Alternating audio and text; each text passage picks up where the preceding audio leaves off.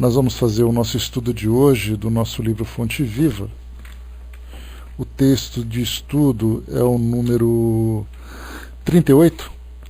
Se soubéssemos, que ele começa com uma das frases mais impactantes que nós tivemos na história, né, dos evangelhos, uma das passagens mais dolorosas, né, que foi a crucificação de Jesus, e uma das frases mais marcantes, e que infelizmente para nós acaba não sendo devidamente valorizada e estudada, porque nós, infelizmente, somos muito passionais e nós não somos capazes de fazer um julgamento isento, né, de qualquer sentimentalismo individual, em detrimento do conhecimento universal que os evangelhos nos passam. Então, Emmanuel separa para nós aqui uma passagem do Evangelho de Lucas, capítulo 23, versículo 34, dizendo para nós: Pai, perdoa-lhes porque não sabem o que fazem. E aqui, né, como eu comentei com vocês há alguns poucos dias, eu assisti a um documentário produzido pelo The History Channel, falando sobre a Bíblia. Então, contando desde o comecinho, lá da Gênese, da criação de Adão e Eva, até o final da história ali no Apocalipse, né? E vai, né, mostrando a dramatização, muito bem feito por sinal, de várias passagens significativas do Antigo Testamento e do Novo Testamento também. E essa passagem da crucificação, ela é extremamente dolorosa de se assistir, ela já foi repetida várias vezes. Inclusive um filme foi produzido, um filme muito traumático, né, que acabou gerando uma grande repercussão e polêmica devido a cenas impactantes desse momento da crucificação de Jesus. E aí então essa passagem acaba não sendo devidamente valorizada, né, quando fala, por exemplo, perdoar porque não sabe o que fazem. E aqui Emmanuel separa para nós algumas passagens para as nossas reflexões, que elas resumem, de um modo geral, né, tudo aquilo que nós observamos no nosso dia a dia, aqui na nossa vida. Quando nós vemos, por exemplo, a violência que acontece nas ruas, quando nós vemos os abusos, quando nós vemos as situações de desistência de muitas pessoas, né, que abandonam as suas provas, as suas expiações. Hoje pela manhã, assistindo aos telejornais, né, para manter ali mais ou menos atualizado, nós tivemos ali situações de protestos aqui no Brasil, nós tivemos situações de pessoas que são dependentes químicas do crack, nós temos pessoas que praticaram assalto, nós temos pessoas que cometeram assassinato. Então todas aquelas notícias, né, que são das mais tristes, né, acabam ocupando o espaço na nossa mídia. E aí, quando nós fazemos uma análise do nosso mundo hoje, a gente fica se perguntando, né, poxa, mas o que está acontecendo com o mundo, que as pessoas estão tão desorientadas, elas estão tão perdidas naquilo que precisam fazer para serem felizes.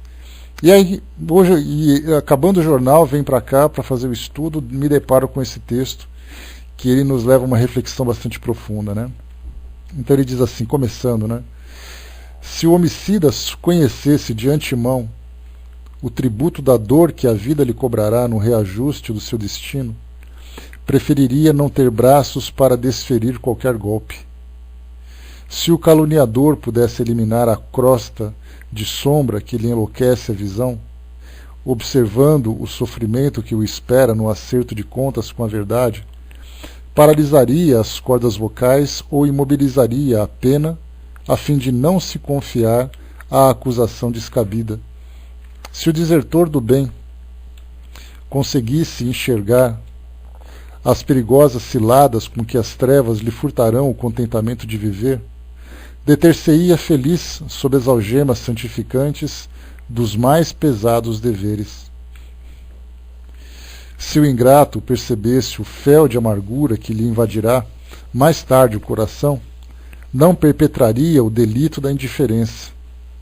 Se o egoísta contemplasse a solidão infernal que o aguarda, nunca lhe apartaria da prática infatigável da fraternidade e da cooperação.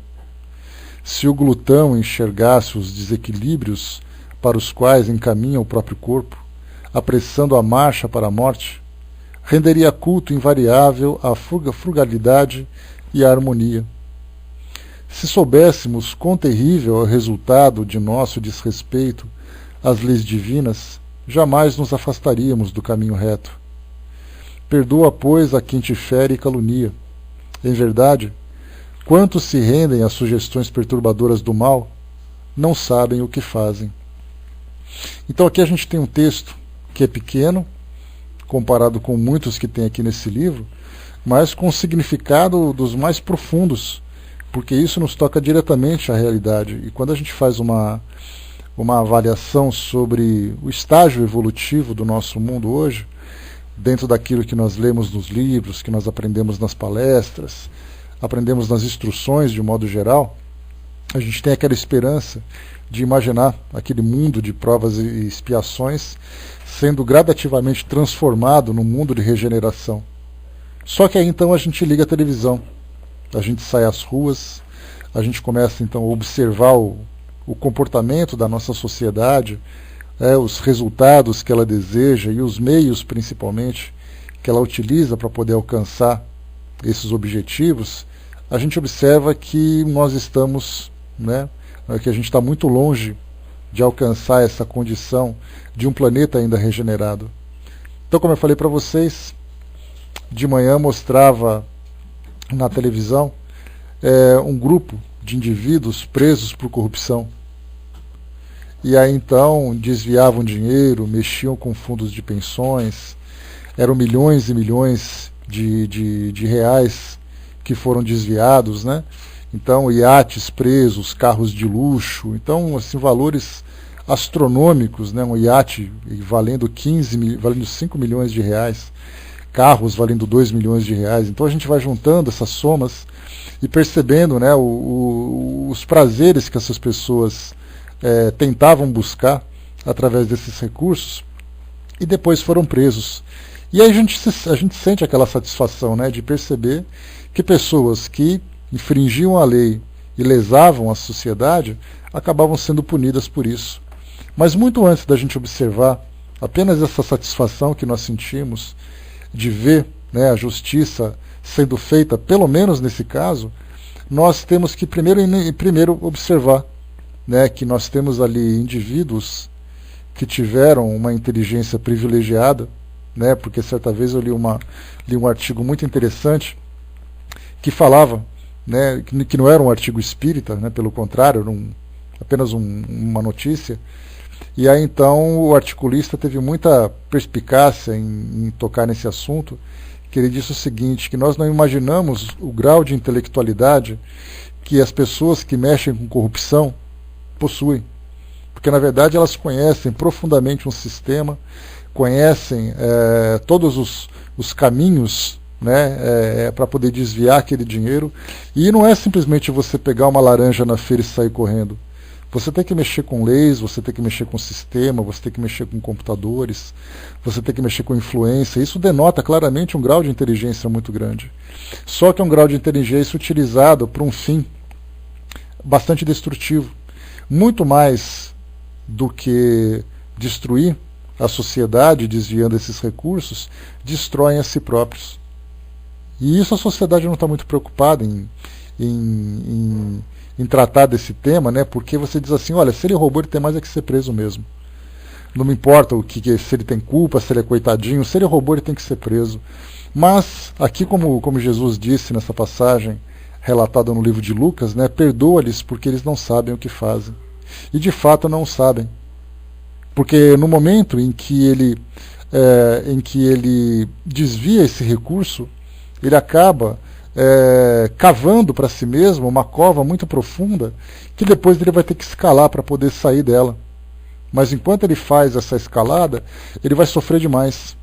E nós temos então a lei de causa e efeito, que é aplicada, por exemplo, sobre essas pessoas que utilizaram o intelecto para poder lesar a sociedade E é o seu intelecto que depois será atingido para que ele possa se regenerar. E daí então a gente começa a lembrar das tantas e tantas situações que nós vemos na nossa sociedade hoje, de jovens, de crianças, de adultos que passam por situações de reabilitação intelectual, de reabilitação física, que os levarão, né, não apenas a si próprio, mas a família, a uma grande luta para poder viver suas encarnações atuais. E a gente fica se perguntando, mas quais foram as causas naquele passado que levaram essas pessoas a passar por essas provas tão dolorosas? Estudando tudo aquilo que o Espiritismo nos proporciona de conhecimento, especialmente relativo à lei de causa e efeito, daquilo que nós criamos, né? Bom dia, pessoal que chegou. Daquilo que nós criamos no nosso caminho, através das nossas ações, aguardando exatamente as reações morais que tudo isso vai gerar. Usando sempre, né, aquela comparação, falando sobre aquilo que nós semeamos é aquilo que nós colhemos. Então, na verdade, nós observamos o contexto da nossa sociedade hoje, nesse caso da corrupção. A gente vê, por exemplo, as pessoas que estão se destruindo, como eu falei para vocês, dependentes de crack nas grandes capitais, principalmente, pessoas assim que vivem em função do alimento do seu vício. Pessoas que contaminam-se. Ontem no jornal dizia que grande parte das mulheres que são usuárias do crack, que são dependentes dessa droga tão destrutiva, tão terrível, já engravidaram pelo menos 2 vezes.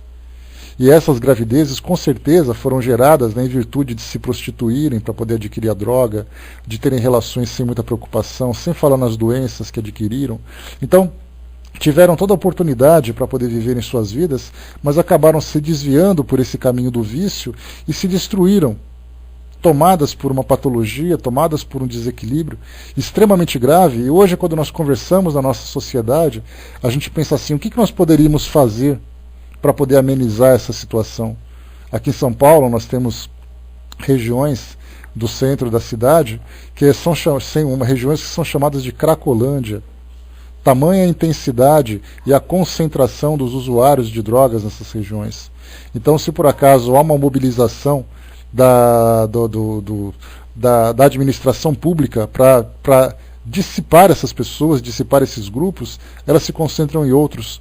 E aí então vão provocando na sociedade todas essas turbulências, todos esses desequilíbrios, todos esses inconvenientes, né? E até oferecendo um grande perigo também para as pessoas que estão ali próximas, ou moradoras da região, ou passando pela região. E aí então a gente faz uma entrevista e pergunta para as pessoas, o que você pensa a esse respeito? Né? O que você acha que deveria ser feito? Muitas pessoas vão dizer assim, olha, eles são pessoas muito doentes, e merecem todo o tratamento, merecem toda a ajuda. Mas infelizmente o serviço público não oferece isso. Uma minoria. Os outros vão dizer assim, olha, recolhe todo mundo, enfia dentro de um caminhão e desaparece com eles. Outros vão dizer assim, olha, tomara que eles morram mesmo. Foram eles que fizeram essas escolhas, então vivendo nessa condição, tomara que morram mesmo. E aí então a gente volta nessa passagem do Evangelho que diz, Pai, perdoa-lhes porque eles não sabem o que fazem.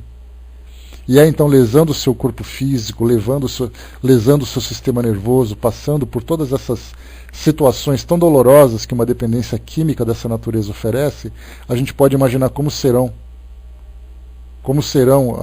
as suas trajetórias nas próximas encarnações. Eu não falo nem na próxima, porque muitas dessas patologias que são criadas são patologias que não são tratadas apenas de uma encarnação apenas de uma única encarnação. Muitos desses espíritos que reencarnam hoje nessa condição de dependentes químicos são pessoas que já eram dependentes em encarnações anteriores e vêm tentando sistematicamente, encarnação após encarnação, tentando superar esse vício e não conseguem. Embora, segundo as estatísticas, 90% desses usuários gostariam de ajuda para poder se livrarem da doença. Isso porque perderam suas famílias, perderam os seus empregos, perderam a sua dignidade. Se tornaram simplesmente pessoas completamente nulas para a sociedade e anularam completamente também suas próprias existências. E aí então a gente faz aquele planejamento, como será o futuro desses espíritos? Quando a gente vê que hoje as intrigas que são criadas, porque quando nós assistimos à mídia, nós já conversamos sobre isso, nós temos ali 3 ingredientes que são fundamentais para chamar a nossa atenção, para entreter a cada um de nós, né, nos filmes, nas novelas, nos seriados, em tudo aquilo que a gente assiste. São 3 elementos fundamentais. Primeiro é a sensualidade. Pessoas bonitas, pessoas atraentes, pessoas bem vestidas ou vestidas de uma forma provocativa, cenas e situações que denotam um certo erotismo, muitas vezes até de uma forma bastante explícita. Nós temos também a violência, que é um outro ingrediente fundamental, aquela coisa de explosões, de tiros, de agressões físicas, de agressões verbais. Nós temos também as intrigas que são criadas, as calúnias que são proferidas, e na verdade nós temos na mídia nada mais do que o reflexo daquilo que existe na sociedade. Nós não somos capazes, conforme a gente já conversou em outras oportunidades, de criar uma situação num programa de ficção, uma situação que não esteja diretamente relacionada com o nosso cotidiano. Vocês se lembram que certa vez a gente falava sobre esses programas? E se nós falássemos sobre um filme de ficção, que falássemos sobre alienígenas que viviam em outro planeta, analisando a essência daquela programação, nós teríamos exatamente aquilo que acontece no nosso mundo hoje, sem nenhum contato com alienígena. Então nós mudamos a personalidade, nós mudamos os cenários, nós mudamos o enredo, mas a essência continua ligada diretamente àquilo que nós vivemos nas nossas vidas. Portanto, quando nós falamos sobre intrigas, sobre calúnias, sobre nós distanciarmos as pessoas umas das outras em virtude daquilo que nós falamos, daquilo que nós divulgamos, daquilo que nós difundimos. Hoje nós temos, por exemplo, redes sociais, nós temos os nossos relacionamentos pessoais, onde nós sempre estamos conversando sobre, ou falando mal de alguém, ou criticando alguém, ou apontando o erro de alguém. E aqui então Emmanuel traz para nós esse chamamento. Ele diz assim: se o caluniador pudesse eliminar a crosta de sombra que lhe enlouquece a visão, observando o sofrimento que o espera no acerto da pena, a fim de não no acerto das contas com a verdade, paralisaria as cordas vocais ou imobilizaria a pena, a fim de não se confiar à acusação descabida. Nesse caso, quando se fala sobre para imobilizar a pena, fala sobre a escrita, né? Sobre você, cuidado com o que você escreve, cuidado com o que você publica, cuidado com o que você divulga, cuidado com aquilo que você fala. E aí então a gente começa a lembrar, dentro dessa programação reencarnatória, que todas essas pessoas terão que fazer no seu futuro, quais serão exatamente as dificuldades que enfrentarão em virtude desse tipo de comportamento que nós temos hoje. Quando nós falamos sobre as pessoas que são desertoras do bem, porque todas as vezes que nós nos encontramos no plano espiritual, e isso de acordo com todas as instruções que nós recebemos dos espíritos, através da literatura, através das mensagens, através das orientações diretas que eles nos trazem, pelas psicofonias, sempre nos falam que nós fazemos uma revisão de tudo aquilo que nós já vivemos no nosso passado e começamos a detectar as imperfeições que precisam ser corrigidas. E aí então, em virtude dessas imperfeições, nós elaboramos um planejamento para as nossas existências, nos testando exatamente nessas dificuldades para nos fortalecermos cada vez mais. Então, quer dizer, são existências provocativas, são convivências, situações que nos forçam a resistir cada vez mais, de forma a criarmos anticorpos morais para resistirmos a essas dificuldades, a essas fraquezas. E aí então nós elaboramos o nosso planejamento, voltamos aqui para o nosso mundo físico, para darmos continuidade nesse projeto evolutivo, e aí chegamos aqui então e somos desertores do bem, como é colocado aqui por Emmanuel. Quer dizer, tudo aquilo que nós programamos tem como propósito fazermos a coisa certa. Tem como propósito fazermos um trabalho direto dentro de nós mesmos ou dentro do meio onde nós nos encontramos. E aí então, chegamos aqui no nosso mundo físico, começamos a nos deparar com situações, com convivências, relacionamentos, que muitas vezes nos provocam de tal forma que nós não resistimos à tentação de reagir pagando com a mesma moeda. Então nós sabemos qual é a coisa certa, nós temos valores hoje que nos dão condições de fazermos uma seleção daquilo que nós podemos fazer de certo e daquilo que nós não devemos fazer de errado. Mas ainda assim nós optamos por essa porta larga, nós damos ali alimento para aquele homem velho para continuar fazendo a mesma coisa. E aí então nós desertamos daquele caminho, daquele projeto que nós elaboramos.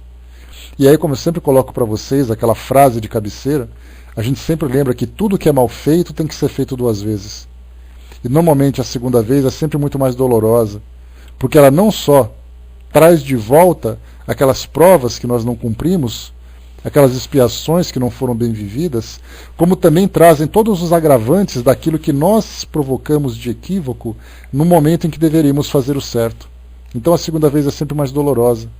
E nesse caso, quando nós desistimos, principalmente tendo conhecimento daquilo que deve ser feito de correto, daquilo que deve ser o adequado para a nossa caminhada equilibrada aqui no nosso mundo hoje, nós então assumimos o risco e pagamos o preço doloroso do reajuste que vai ser cobrado de todos nós.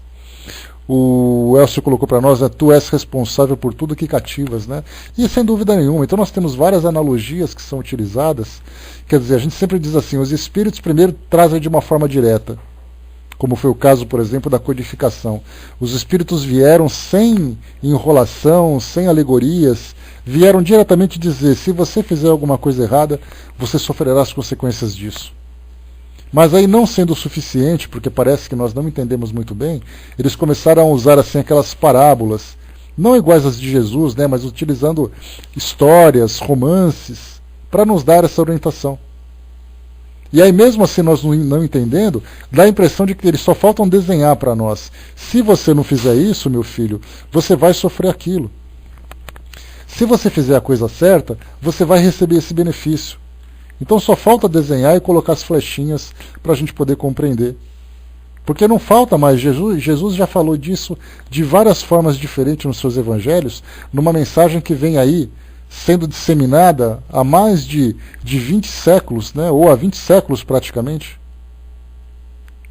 Contando toda essa história, contando, né, não chega até 20 séculos, mas está quase ali, né, contando toda a história, explicando, isso sendo representado das mais variadas formas, e ainda assim nós continuamos insistindo nessa deserção, optando por esses caminhos da facilidade, das viciações, das tendências negativas.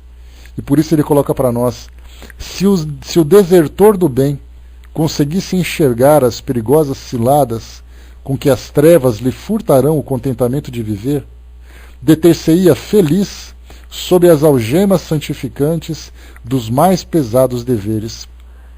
E é aqui que a gente vê hoje, na nossa encarnação atual, vemos esses contrastes sociais, que muitas vezes nós encontramos pessoas que vivem em função de sua sobrevivência.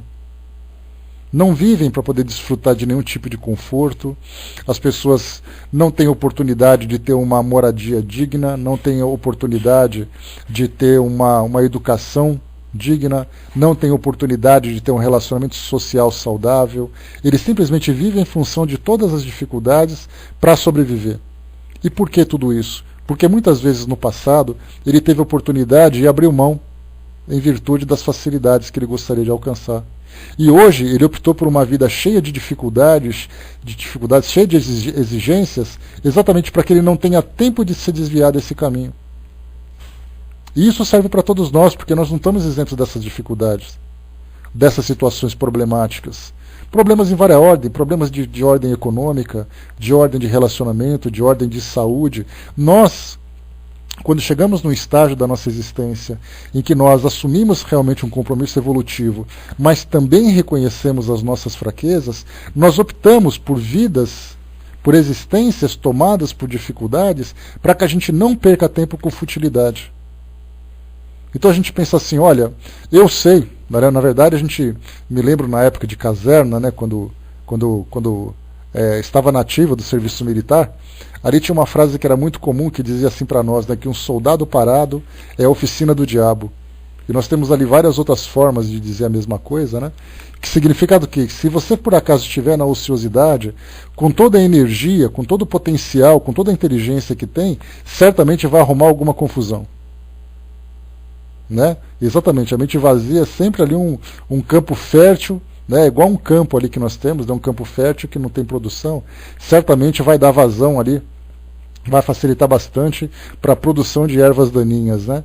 Então, isso significa o quê? Que quando nós temos esse nosso potencial, essa nossa inteligência, essa nossa vontade de fazer alguma coisa, mas nós não temos nada de útil para fazer, porque não temos ainda força de vontade suficiente para lutar por aquilo que é importante para todos nós, principalmente no mundo desse que nos oferece para tantos prazeres, tantas ilusões, tantas fantasias, nós utilizamos toda essa nossa energia para nos desviarmos desse caminho. Daí então nós optamos assim, olha, eu sei que eu tenho que fazer isso, eu sei que eu tenho que trabalhar intensamente para a minha evolução, mas eu ainda não tenho força de vontade. Então eu quero uma encarnação que a minha mente fique constantemente ocupada com deveres, ainda que sejam deveres pesados, deveres problemáticos, complexos, mas que eu fique sempre na linha. E é então que as nossas existências sempre se tornam provas, né? Existências de exercícios extremamente dolorosos. Fraterno colocou, né, o que significa realmente mente vazia? É aquela que não tem objetivos, né, fraterno? É aquela que não tem propósitos, é aquela que não tem metas. Então, como eu falei para vocês, nós trazemos dentro de nós um potencial extremamente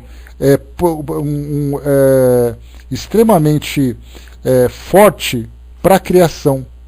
Só que se nós não tivermos objetivo para criar, a gente vai criar alguma coisa que infelizmente é aquilo que para nós é mais prazeroso. Só que no mundo hoje, o prazer infelizmente para nós é sempre algo problemático. Então a mente vazia é exatamente essa. Não é a mente vazia de conteúdo, é a mente vazia de objetivo. É como se você pegar, por exemplo, uma criança e oferecer para ela ferramentas. Você pega assim uma caixa de ferramentas que tenha na sua casa, que tenha martelo, prego, alicate, chave de fenda, um serrote, um estilete e tudo mais, e você dá para uma criança e fala assim, toma para você brincar. Aí você sai e deixa ela 1 hora sozinha. E quando você voltar, você vai ter uma surpresa bastante interessante. Primeiro porque você não vai reconhecer a casa que você morava antes, né? Agora, se você chegar para essa criança e falar assim, olha, eu te dou essa caixa de ferramenta, vamos lá fora construir uma casa em cima da árvore, e eu vou te ajudar. Ela vai pegar essa caixa, vai sair tão empolgada lá para fora, e vai utilizar com todo cuidado, vai seguir toda a orientação e tudo mais. Então o que acontece? Quando nós temos recursos, que são essa caixa, que são essas ferramentas que nós utilizamos, mas você não tem um propósito para utilizar, certamente a gente acaba não fazendo muita coisa.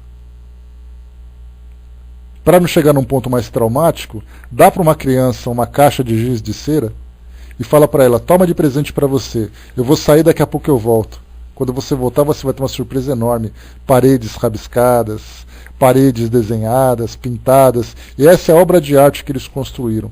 Então, mas se você pegar essa caixa de giz de cera, oferecer para ela papel e dar para ela orientação para que ela desenvolva a criatividade dela, ela vai fazer ali aquilo que é tudo que tem de mais belo dentro da sua capacidade. Então a mente vazia é exatamente isso. Nós temos um recurso, mas não temos um propósito. E o pior, como o Fernando lembrou, ela não vai apenas destruir aquilo que está à volta dela, ela corre o risco de se machucar. E quando ela se machuca, infelizmente ela vai ter que depois sofrer todas as dores daquela lesão. Por isso então, muitos de nós, quando alcançamos essa condição de termos consciência dos objetivos da nossa existência, nós optamos por reencarnações dolorosas, difíceis, que nos cobrem esforços e mantenham a nossa mente sempre ocupada. Se por acaso nós pararmos de trabalhar, nós seremos levados pela corrente, pela correnteza, né? E certamente teremos que nadar tudo de novo. Um outro exemplo dado por Emmanuel: se o ingrato percebesse o fel de amargura que lhe invadirá mais tarde o coração, não perpetraria o delito da indiferença. A gratidão é algo que vem se desenvolvendo dentro de nós aos poucos. A gratidão sincera, não aquela gratidão protocolar, de você dizer assim, apenas um obrigado por aquilo que o outro fez, mas você reconhecer naquele gesto a oportunidade de retribuir. E essa ingratidão hoje nós temos em todas as situações. E são das mais variadas, a ingratidão dentro de casa, em virtude de discussões que nós temos hoje com os nossos familiares, em vez de sermos gratos, né, por termos essa assistência, porque nós começamos a demonstrar ingratidão, principalmente quando nós atingimos um grau de maturidade. Mas nós nos esquecemos que no passado nós éramos completamente dependentes e fomos conduzidos até chegar nessa condição de maioridade ou de maturidade.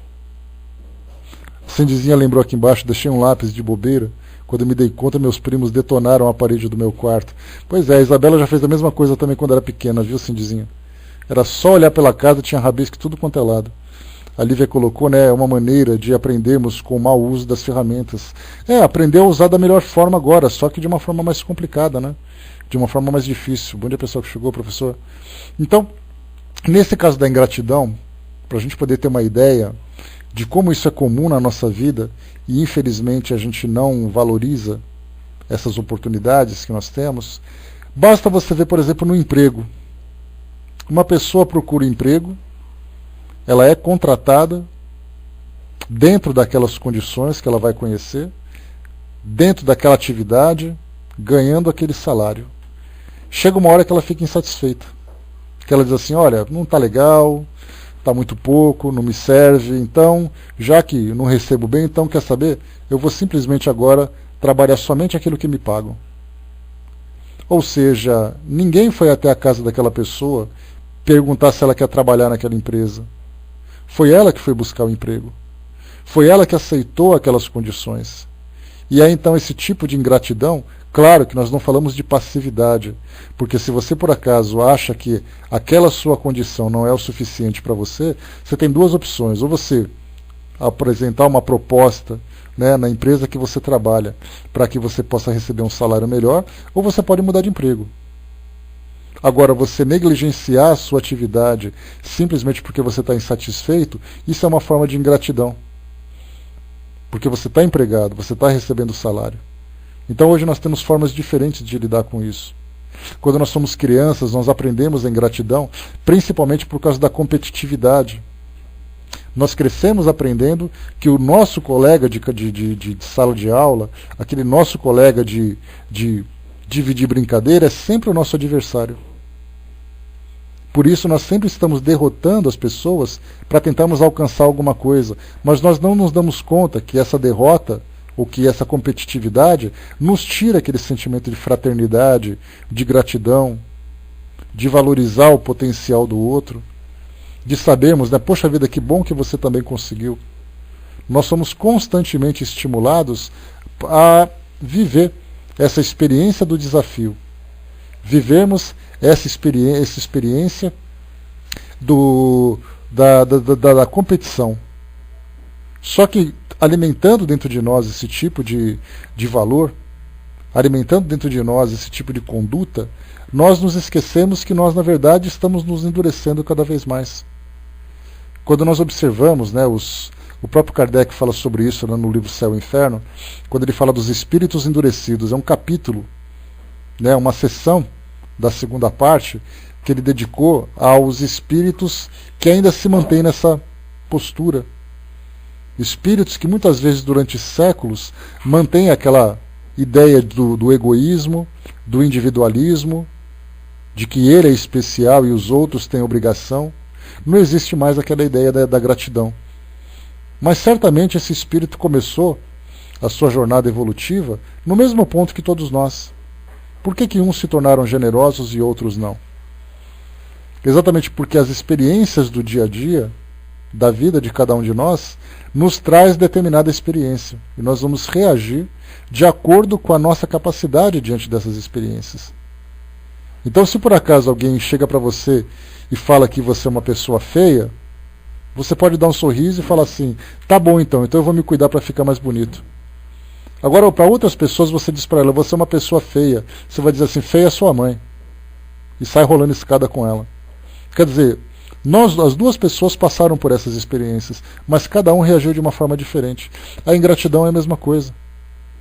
E eu me lembro de uma passagem de Joana de Ângeles, que ela sempre diz assim para nós que as pessoas que vivem essa experiência da ingratidão são pessoas doentes da alma. E nós temos que compreendê-las porque nós não sabemos quais experiências que elas viveram para criar essa crosta em volta dos seus corações. A gente não sabe exatamente por que situações constrangedoras e humilhantes elas viveram para se tornarem dessa forma. Ela falava principalmente, nesse caso, da caridade material, quando uma pessoa vem pedir algum objeto, alguma ajuda, e aí então nós oferecemos, quando temos ali condições e oportunidade, e aí então essa pessoa pega aquilo que foi recebido, vira as costas e vai embora, muitas vezes até reclamando daquilo que ganhou. E a nossa conduta é exatamente essa, né? Poxa vida, além de eu oferecer para ele aquilo que eu tenho, ele ainda sai reclamando, da próxima vez eu não dou mais. E é exatamente ali que Joana de Ângeles chama atenção. Ela fala assim, calma, você não sabe por que ela se tornou daquele jeito. Para ela ser insatisfeita, resmungando. Muitas vezes ela foi no início daquela jornada de experiências dessa natureza para desenvolver a humildade nela, e ela foi então pedir coisa para as pessoas, e muitas pessoas negaram para ela aquilo que ela mais precisava. E então ela aprendeu que você se tornar uma pessoa sensível se te torna muito mais vulnerável dependendo do ambiente onde você vive. E ela foi então criando aquele escudo de autoproteção que representa exatamente a ingratidão, representa o egoísmo, representa o individualismo. Fernando colocou isso, fica meio estranho, pois passaram pelo mundo espiritual, teve nova oportunidade de reencarnação e volta a repetir o mesmo erro, como se tivesse dado uma pausa com o desencarne. Mas, Fernando, você esqueceu de um detalhe. Não é pelo fato de você estar no mundo espiritual que significa que você conseguiu aprender alguma coisa. Muitos de nós voltaremos ao mundo espiritual levando os mesmos valores, reclamando das mesmas coisas, faremos o planejamento esperando os mesmos benefícios e chegaremos aqui cometendo os mesmos erros. O fato de você estar desencarnado não te faz mais sábio. Muitas vezes é necessário que um espírito reencarne de uma forma compulsória para que ele possa compreender que ele não é aquele espírito que ele achava que era. Ele precisa viver outras experiências. Então ele passa pelo mundo espiritual, muitas vezes em situações extremamente constrangedoras que ele não aceita. É o caso que nós falamos para vocês agora dos espíritos endurecidos. Basta vocês lerem, dê uma chegadinha depois lá no Céu e Inferno e leiam as entrevistas que Kardec fez com os espíritos que estavam nessa condição. São espíritos orgulhosos, são espíritos egoístas, são espíritos autoritários, eles desencarnaram e continuam fazendo a mesma coisa. A Miriam colocou, né, aproveitar a vida tem realmente muitas interpretações, sem dúvida nenhuma. E nós estamos aproveitando a nossa vida. A pergunta é, estamos aproveitando do jeito certo? A princípio, nós temos ali os valores que são para nós referências, então a gente procura sempre caminhar ali perto dessas referências. É difícil, né? É mais ou menos como se nós tivéssemos, né? A Rainha de Oude, por exemplo, foi um exemplo que Kardec apresentou para nós, que mostra assim, a gente não sabe se lamenta por aquele espírito, se acha engraçada a postura dela, se a gente acha interessante a postura de Kardec, porque é algo que foge completamente daquilo que nós entendemos. Quer dizer, você desencarnou, você se deparou com todas as suas encarnações, você sofreu com o seu desencarne, então você vai despertar. Não necessariamente. Fernando lembrou aqui ainda, né, por isso que precisamos de auxílio de uma doutrina que faz dos pais, né, um guia precioso, faz dos pais um guia precioso. Importante também a gente lembrar, né, que quando você reencarna e você não tem lucidez para fazer uma análise daquilo que você precisa fazer, é exatamente ali que nós optamos, nós escolhemos algumas barreiras que limitem as nossas ações. São barreiras sociais, são barreiras morais, são barreiras de convivência. Lembra que eu falei para vocês? Nós tivemos uma situação, num livro que eu tive a oportunidade de ler, que dizia assim que nós tínhamos mulheres, por exemplo, que eram mulheres que infelizmente se desregraram nessa vida da sensualidade, e todas as vezes que elas reencarnavam, porque a gente lembra que uma mulher que vive na sensualidade, principalmente as mulheres, né, que trazem uma responsabilidade maior nesse sentido, quando elas vivem a promiscuidade, por exemplo, elas não apenas lesam a si mesmas, elas correm o risco, por exemplo, de abortos, de filhos que não são criados, né? Não que os homens não tenham essa responsabilidade, mas no caso, por exemplo, das mulheres que se expõem a essa situação, elas correm muito mais riscos de sofrerem consequências morais. Então são abortos, são doenças, são filhos que são simplesmente despejados no mundo sem nenhum tipo de responsabilidade, de cuidado. Então muitas dessas mulheres que viveram encarnações que simplesmente foram improdutivas, mas ao mesmo tempo foram extremamente destrutivas para elas, em outras encarnações elas optaram em viver em sociedades que eram extremamente rigorosas com as mulheres, como por exemplo sociedades islâmicas. Porque ali, se você cometer alguma coisa, uma mulher, por exemplo, que se apresenta com uma atitude de promiscuidade, ela é apedrejada, ela é executada na hora. Ela é humilhada, ela é muitas vezes mutilada. Como, por exemplo, na África, que nós temos ali aquelas mutilações. Nós temos nos países ortodoxos do islamismo, onde as mulheres não podem nem mostrar o rosto. Então elas optam por esses tipos de experiências exatamente porque é uma forma delas se contentar, delas se segurarem, de se controlarem. Se você não faz por bem, você vai por mal. Pessoas que dizem assim, que é o próximo item que a gente vai falar, sobre a questão da glutalania, né, ou seja, das pessoas que se alimentam de uma forma equivocada, é o chamado de glutão, de guloso, que acabam desencadeando em seus organismos doenças extremamente graves, né, causadas pelo excesso de gordura no nosso organismo, de fritura, de açúcares e tudo mais. Aí então a pessoa, numa outra encarnação, ela diz assim, olha, eu prefiro reencarnar então agora, depois de tudo que eu vivi, e por toda a culpa que ele sentiu, por causa da sua forma equivocada de viver, ele diz assim, eu prefiro nascer então com uma doença grave no aparelho digestivo que me faça apenas tomar remédio e tomar sopa. Porque se eu tiver o organismo saudável de novo, eu volto a cometer os mesmos equívocos. Então eu quero nascer com essa limitação, quero nascer com aquela limitação, quero viver naquele país, eu quero viver na pobreza. As pessoas vão escolhendo isso principalmente conforme elas vão se esclarecendo. E é verdade, Regina, né? Você, nesse caso, se você começa a se alimentar em excesso, como Kardec, por exemplo, Kardec ele correu o risco, ele foi chamado a atenção dele, como nós conversamos, por trabalhar em excesso. Ele era praticamente ali um workaholic, né? Como que é o nome atual que é utilizado para as pessoas viciadas em trabalho. Embora ele não fosse viciado em trabalho, pelo menos a gente não tem esse dado, né, da sua personalidade, ele era uma pessoa que trabalhou de uma forma excessiva. E trabalhando de uma forma excessiva, ele correu o risco, como os espíritos disseram para ele, de cometer o autoassassínio. E ele acabou quase que morrendo por causa disso. Ficou doente, o espírito veio dizer para ele, se você não tomar cuidado, você vai desencarnar precocemente. Você vai se destruir. E ele ficou doente, ele ficou de cama, porque ele tinha um problema cardíaco. A gente vai estudar sobre isso mais para frente no Obras Póstumas. E aí então depois ele teve que depois se regenerar e voltar para a atividade normal dele com muito cuidado. Então nós temos aqui a parte da ingratidão, temos a parte do egoísta, como a gente já colocou. Só para fazer a releitura, para a gente fechar aqui o nosso trabalho. Se o egoísta contemplasse a solidão infernal que o aguarda, nunca se apartaria da prática infatigável da fraternidade e da cooperação. Isso porque nós temos pessoas hoje que dizem assim, olha, quer saber? Eu quero viver a minha vida. E cada um que viva a sua. Nós temos isso dentro das famílias, nós temos isso dentro da sociedade, temos isso dentro dos ambientes de trabalho. Pessoas que preferem viver sozinhas para não ter o trabalho de ficar tolerando as imperfeições dos outros. E é exatamente aqui. Se o egoísta contemplasse a solidão infernal que o aguarda, porque ele não faz ideia do que vem depois.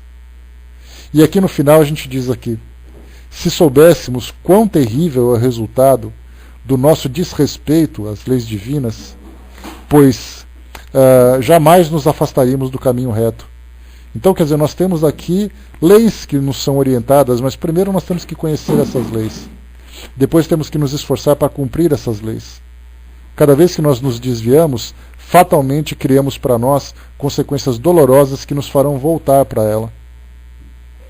E quando nós olhamos para a televisão hoje, não condenemos, não apontemos, não julguemos as pessoas pelos erros que elas cometem.